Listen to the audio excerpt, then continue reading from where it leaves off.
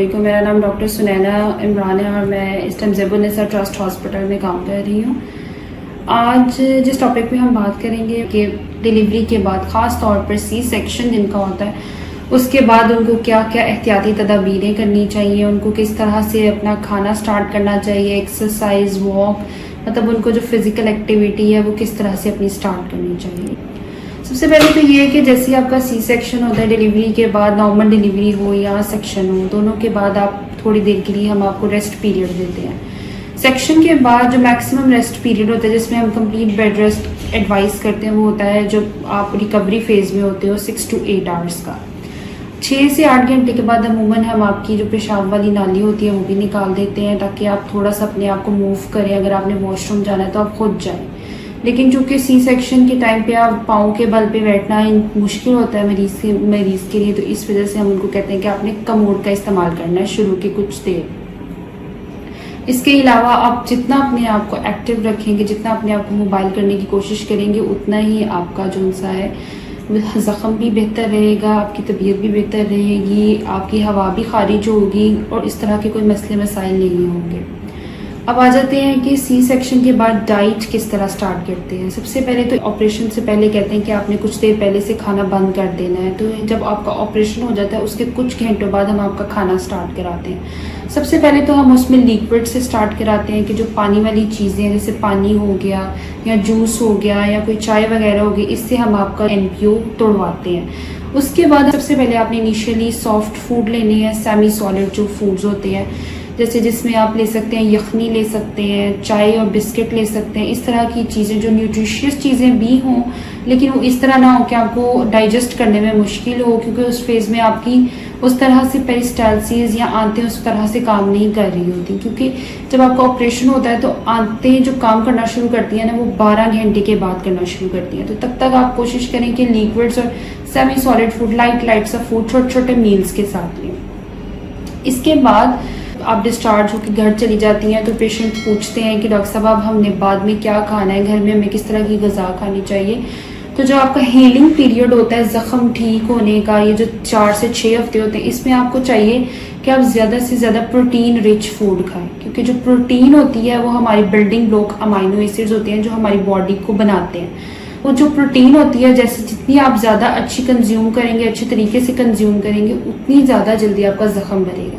जैसे कि प्रोटीन में आप अंडा खा सकती हैं, लेकिन बॉयल अंडा। लेकिन अगर आपको BP का मसला है तो आप उसमें से उसकी जर्दी निकाल के सिर्फ सफ़ेदी इस्तेमाल कर सकती हैं।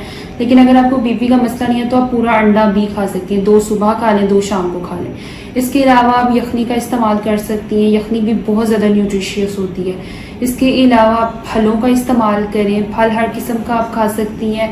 जब आप अच्छा खाना खाएंगे, अच्छी आपकी डाइट होगी तो आपका ज़ख़म अगर 50% बगैर डाइट के हो रहा है ना ठीक, तो वो 80 to 90% जल्दी हील और बेहतर हील करेगा।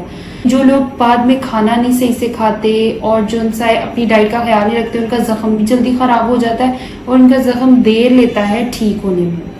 उसके बाद अगर हम वॉक या एक्सरसाइज की अगर बात करें तो सबसे पहले सेक्शन के बाद हम जब आपको डिस्चार्ज कर देते हैं तो आपने डेली रूटीन में जो एक्सरसाइजेज हैं वो तो आप इतनी जल्दी नहीं स्टार्ट कर सकते।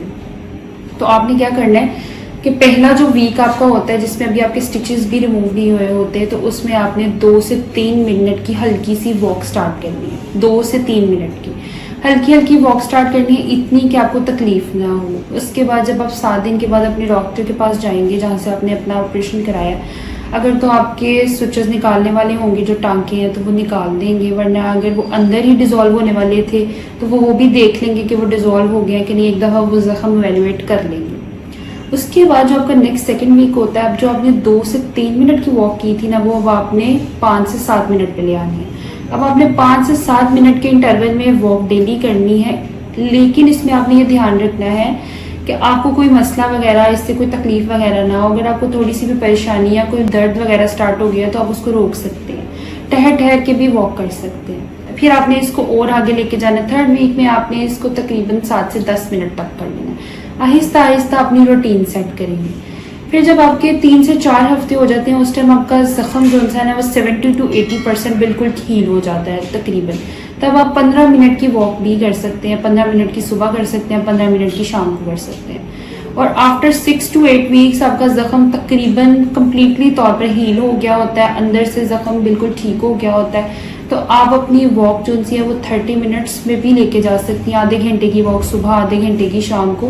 लेकिन ध्यान ये रखना है कि आपको इसमें कोई तकलीफ वगैरह, कोई दर्द वगैरह ना हो, इस चीज़ का आपने बहुत ध्यान रखना है।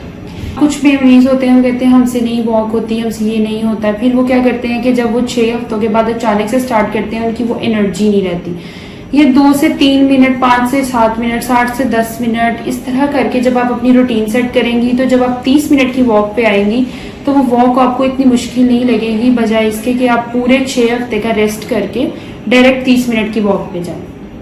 तो इसलिए आप आहिस्ता आहिस्ता, इससे ये है कि आपका जख्म हील होगा, आपकी जो एनर्जी है वो बरकरार रहेगी, आप में लेजीनेस नहीं आएगी, का जख्म वो आपका ख़राब नहीं होगा, आपको तकलीफ नहीं देगा।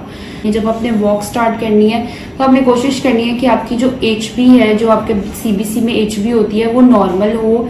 उसको आपने नॉर्मल रखना है। ऑपरेशन के बाद आपने उसको एक दफ़ा ज़रूर चेक करवा लेना है, क्योंकि बाज़ों का तो ऑपरेशन में ब्लीडिंग होती है, तो आपने अपना HB लेवल्स ठीक रखने हैं, अपनी प्रॉपर डाइट ठीक रखनी है, उसके साथ आपने अपनी वॉक कंटिन्यू करनी है ताकि आपको कमज़ोरी बिल्कुल भी महसूस ना हो। उम्मीद है कि आपको इन सब बातों से कुछ ना कुछ हासिल हुआ होगा। इंशाल्लाह अगली वीडियो में मुलाकात होगी। अल्लाह हाफ़िज़।